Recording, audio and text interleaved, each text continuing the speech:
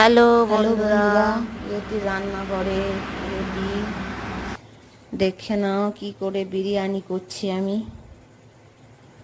গোষ্ঠী ষষ্ঠী পুজো গেল বিরিয়ানির জোগাড় করতে করতে।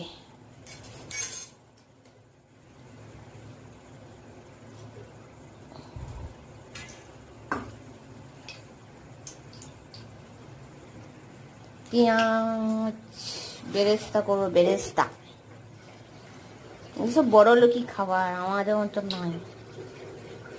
বড় লোক যারা হয় তারা খায়।